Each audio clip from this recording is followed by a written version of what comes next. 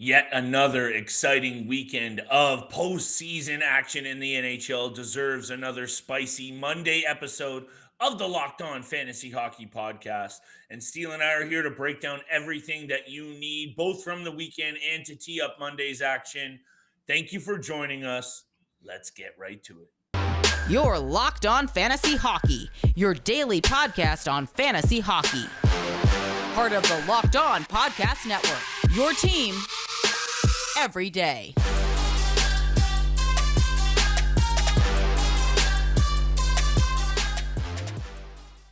What is going on, everybody, and welcome back to your source for fantasy hockey news and daily degenerate gambling breakdowns. It's the Locked On Fantasy Hockey Podcast, joined as always by your esteemed co-host and mine as well, Mr. Steele Roden. You can find his work all across YouTube, NHL Quick Hits, and all across the Locked On NHL Network. I'm your boy Big Flip Livingstone, and you know where to find my work, The Score, NHL, CBC, everywhere you find your hottest content for the NHL and betting news. But more importantly, today's episode, my friends, is brought to you by our friends at Game Time. Download the Game Time app, create an account, and use code LOCKEDONNHL for $20 off your first purchase. And also, thank you for making us your first listen every single day. As much as it slows down these months, Steele, for you and I in the fantasy realm, we're always bringing these takes, daily recaps, especially after the weekend. Lots to talk about. We're going to tie it back into fantasy realm, especially when it comes to Matthew Tkachuk. And what he's doing right now for this Florida Panthers team is special. We want to talk about that on today's episode. Where do you draft him next year, Steele? Because all of a sudden, this is becoming really important because it seems to me like he is potentially one of the most influential fantasy players out there. Dallas, Vegas, Game 2 recap. Florida, Carolina, Game 2 recap, and Game 3 tee up. We're going to get to it all. And also, Steele, I need to ask you about Adin Hill is out dueling Jake Ottinger. There is a lot of very intriguing storylines to talk about, and we're going to tie it all back to fantasy and, of course, Monday's big-time bets. I want to throw it over to you, though, my friend. Let's start with this Dallas-Vegas series. All these games already going to overtime. What else do you need when you're a hockey fan right now? What are you seeing from this Vegas-Dallas series? Hit me with your top takeaways from another close Game 2. Hey, more hockey, the better, man. I love what I'm watching in both the Western and Eastern Conference Finals. Every single game so far has been just incredible. But what I took away from Game 2 is the team that won isn't always the team that deserves to win in the end. But at the end of the day, got the job done.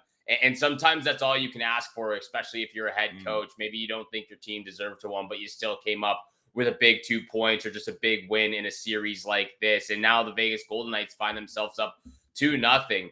But I thought Dallas played a really great game, a really solid game for 60 minutes in regular time. Unfortunately, get beat on a bad line change quickly in overtime to start things off with that extra frame. But for me, this really comes down to the Vegas Golden Knights star players showing up the entire postseason, as well as in this series already. Mark Stone takes advantage of a very bad 5-on-3 situation for the Dallas Stars. He buries his 6th goal of the playoffs. Jonathan Marchessault buries his 6th of the playoffs as well late in the third period to tie up the game at 2. And then Chandler Stevenson going hard to the net, going for the rebound, and there's an open net, and he quickly buries that in overtime. And, I said one of the players in Shea Theodore. I thought Shea Theodore really needed to be better in the postseason, as well as just get going in this series as well. And what does he do? He's quick to realize, he's quick with the awareness of what's going on and realizes the Dallas Stars are going for a sloppy change. He joins the rush. He takes a pass from Mark Stone. He puts the puck on net, and Chandler Stevenson's there to bury the open net and secure the win for the Vegas Golden Knights to go up 2-0 in this series. You look at the Stars. Marchessault had 2 points. Stevenson had 2 points. Mark Stone had 2 points. Theodore and Eichel getting 1 assist as well in this Game 2 action. So for me, the Stars showed out. And, like you said, Adin Hill really battling strong right now against Jake Ottinger. Who would have thought, like you said, this goalie carousel for the Vegas Golden Knights. You never know who's going to be in the blue paint. It seems like every other night, but Adin Hill is making the most of this opportunity. But for me, it's really the stars showed out for the Vegas Golden Knights, and now they're up 2-0 in the series. Most definitely, Steele. And this is one of these things. I don't even know where to really take this conversation because I think, especially me, I haven't given this Vegas team nearly enough credit. And I've already said what I need to say to kind of eat my hat on that kind of side of things because they're here for a reason. And now look at this 2 games up, getting it done by committee. We don't need to break down that angle as well. Chandler Stevenson, though, Adin Hill. These are some unsung heroes that you never would have really banked on for this Vegas Golden Knights team to be this successful. And maybe that's the angle we need to look at because that's what happens in a Stanley Cup run. It's such a battle for this title that there's going to be guys that we didn't maybe expect to step up. Chandler Stevenson, best season of his career this year. Maybe we should have expected that. But that carousel that you mentioned, I don't think we've ever seen this before in the NHL with a team playing that many goaltenders during the regular season and still have throwing Marchessault in there to start. I think you and I both had to kind of break down the benefits and the disadvantages of having a guy in there, and he showed out a little bit. And then you have to go back to Adin Hill. I'm just a bit flabbergasted by this situation, honestly, Steele, and hats off to the Vegas Golden Knights taking both games at home. Do I think Dallas is out of it? Absolutely not. And, maybe we'll talk a little bit about that on Tuesday's episode when we tee up those games. I just want to leave it at this for you and throw it back over to you for your take because as much as Hintz has been amazing, Robertson stepping up a little bit, who do you think needs to step up for Dallas? I know Jake Ottinger is the obvious, but who needs to step? Because to me, someone needs to kind of take the reins here. And I know Hintz has done his thing, but they're in trouble now, and I don't know what they have to do to pull themselves out of it, to be honest. Look, I don't think they have to do much. Again, I think they were the better team. Right? They were the better team for majority of game 2. They played a way better game for 60 minutes. And again, they got beat on a sloppy change to start the overtime. And Vegas made quick work of a 4-on-3 opportunity. I think Peter DeBoer, we've talked about the coaching matchups. This is a good time for Peter DeBoer, a little bit of a revenge mode. And like you said, they're down 2-0, but they're not out of this by a long shot. A team has to win 4 games to win a series, and that's all that matters. So as long as there's an opportunity and a chance, Dallas still remains in this series. And again, I think they've played great in both first 2 games.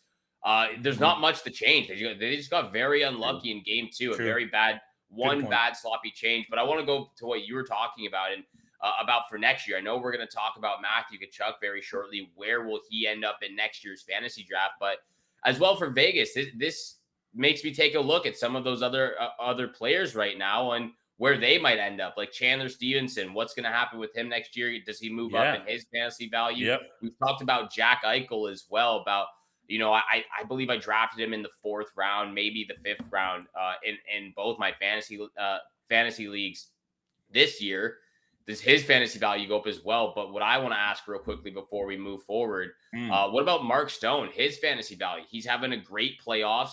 Yes. This is a guy that has struggled to play games in the regular season over the last 5-6 years. You go back to the year that he was traded from Ottawa. I think that was the last year. I think he's played 1 season over 60 games plus in the last 6 years. I got it open here. He played. He struggled to play games in the regular season. Yep. Yeah, he's played one season. He's played more than 60 plus games in a year in the last 6 years. So he's definitely struggled to play games. But when he is in the lineup, he's almost a point per game player. And now that he's showcasing this again, that he's 31 years old, but he's showcasing what he's still got in the playoffs. Yeah. Where does he end up in next year's fantasy draft? He was drafted in the 12th round. So there's a lot of guys on Vegas right now. Such an interesting question, Steele, and I'm actually glad you brought it up because it was one of the things that when I was putting together notes for today's episode, it's a great question because when he's in there and healthy, Mark Stone to me is just an absolute gamer. There's so much to like about what he brings to the table. Like fantasy is one thing, but if you're a coach in the NHL, by the way, Bruce Cassidy goes from the Bruins to the Golden Knights. Look at what the Bruins did, and his imprint, his fingerprints are all over that squad. This guy, I think, seriously, you and I have talked a little bit over the last week or so about some of these coaches that are really starting to make an impact on their team's success. My goodness, Bruce Cassidy right there at the top of the list. So that's one thing. Mark Stone, to me, aside from the injury steal, such a beast. And Yeah, I that's know. where, for me, I'm going to cop out again. You know me on these cop out answers, and we're going to get to everything else. Matthew Tkachuk, Carolina Hurricanes, Florida Panthers, big time bets for Monday night. But let me wrap it up with this. If he can stay healthy, Steele, I absolutely love Mark Stone, and I'd be comfortable taking him. And hit me with your take on this before we go to break. I'm going to say third, fourth round if he can stay healthy. Depending on the format, it's just like gambling on him too high is a very risky player. And if he can pay off and stay healthy, he's just such a good quality daily NHLer. What's your take, though, on what I'm saying? I'm going to say fourth round. I'm going to cop out even more. Fourth round. Fourth round might be a little bit high for me. Like, and the thing is, again, I'll give a quick answer here, but he plays on an average 50 to 60 games a year, it seems like, over the last 6 or 7 That's seasons. the issue. And even then, he's still putting up consistently like 60, 65 points, 55 in points. 77 games, his highest played in the NHL since his third year. He put up 73 points in 77 games. So But I think the caveat is just his health. He's been a very consistent guy whenever he's in the lineup. Yeah, Again, fourth is too high. My bad. Too high. Almost a point per game type of player. But again, it's the health issues. How much risk is there to the reward satisfaction that you can take?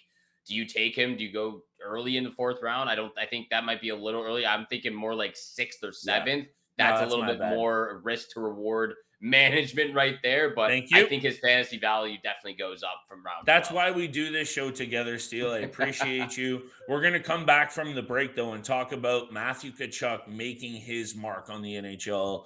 This is something, though, as fantasy GMs, we need to talk about it, Steele. We need to break it down because I think he's one of those pieces that is going to be a factor on winning fantasy teams for the next number of years.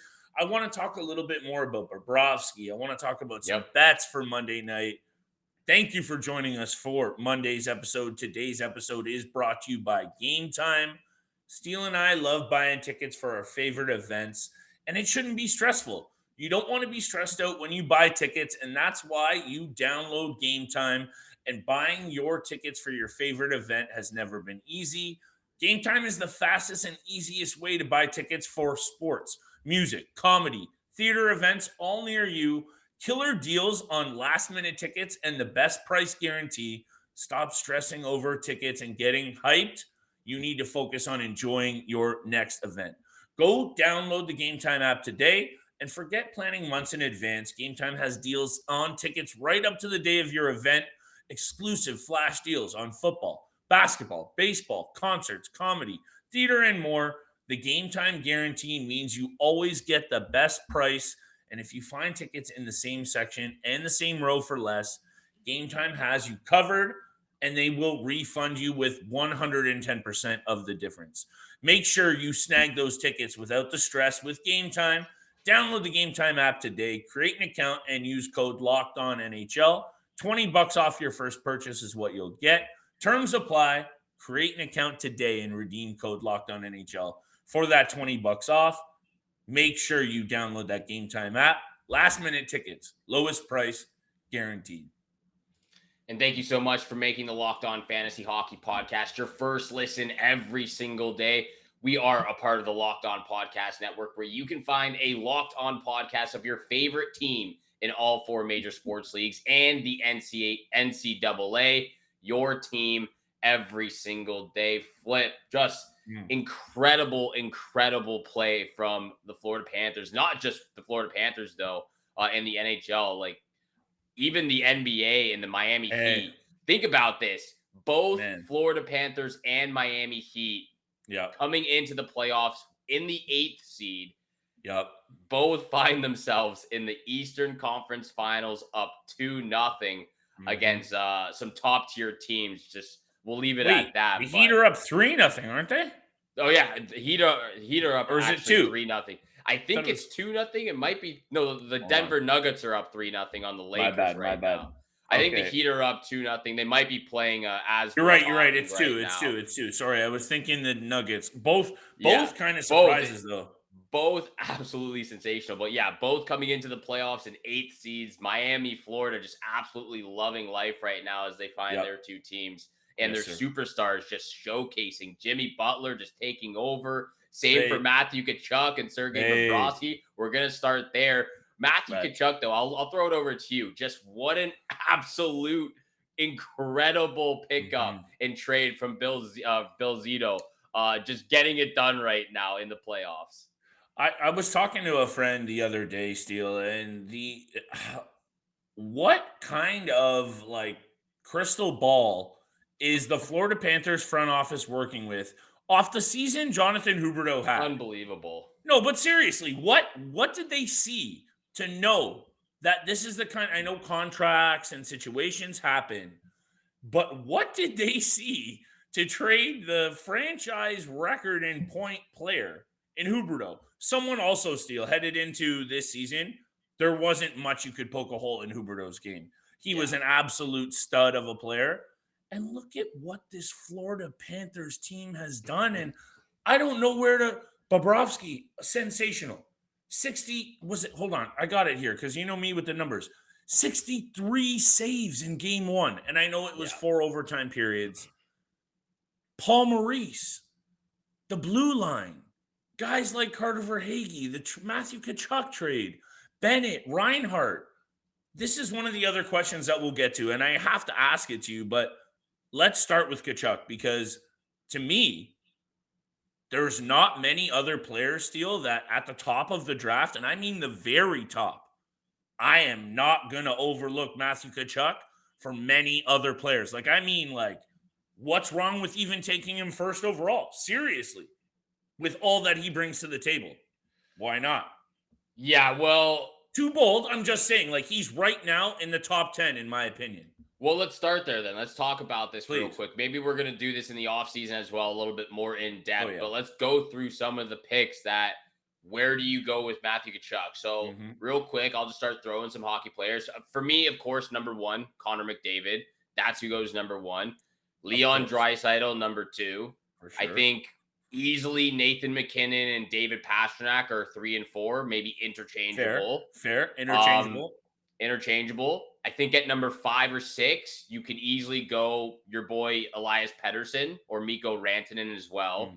After the season they both just had. See, this is, and you know what though? The first 4 players you said, I think are solidified. And this is where it gets close. Yeah, exactly. Yes, this is where it starts. So the first 4 to me: Connor McDavid, Leon Draisaitl, Nathan McKinnon, David Pastrnak. Those are the guys that are pretty much the top 4, at least in top 5. Yep.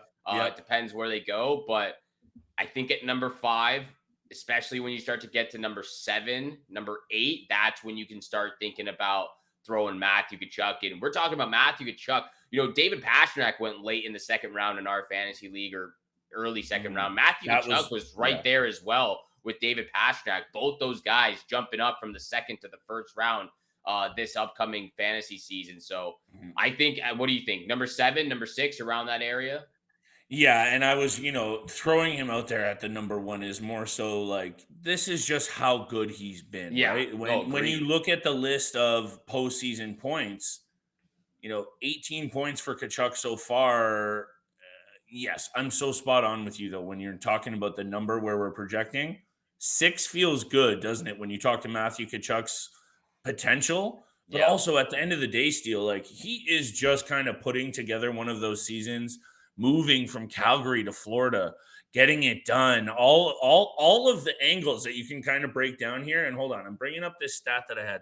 I'm trying to zoom in on this thing. It's not working. It's really rattling my cage. OT goals. He already has 3 this postseason. This is just one of those caveats that, that doesn't translate to fantasy per se. He's just got the confidence. He's got the clutch. He's got the ability. He plays with edge. He brings all of those angles to the table. And I think, 6, 7, 8. I think if you miss out on Tkachuk after the top 10, you're really kind of making a mistake. Yeah. But hey, let's see what he does for the rest of the postseason still. He might rocket up his value even more, although realistically, those guys are all studs. But what he's done is made people pay attention to him in a very serious way. Yeah, I think if you're letting Matthew Tkachuk slip out of the top 10 in your fantasy draft, or even just out of the first round in your fantasy draft, you've clearly done something wrong, and you need to regroup and recircle on some things about yourself. But I'm there right with you. We are going to get to big time bets very, very shortly, but real quick, I do want to talk about Sergei Bobrovsky, maybe where his fantasy value takes next year as well. And I think this secures his starting job as well for next year. I don't think Spencer Knight's going to be the starting goaltender. I don't think it's going to be Alex Lyon or anybody else. It's Sergei Bobrovsky's crease for next season's regular season. How about these numbers though during the regular season? Still 24, 20, and 3. Not great, not bad, but a 3.07 goals against and barely a 900 save percentage. This is one of those things that I think I, alluded to it off the top of the show. You can't predict this stuff. I don't think anyone on the planet predicted Sergei. You could have maybe said, hey, Florida can go on a heater. You may have predicted some upsets. Sure, I'm here for that conversation. I don't think it would have come through Sergei Bobrovsky after what we saw from him this year. And, what you're saying about Spencer Knight, for sure. Alex Lyon was in there too. And it's like the fact that we even have to talk about Alex Lyon and Bobrovsky's doing what he's doing is a huge kind of come to moment of this postseason has been one of the more unpredictable ones that I've ever seen. We talked about the 4 teams that are in there. You wouldn't have called that. And maybe we weren't like kind of hyped up for it.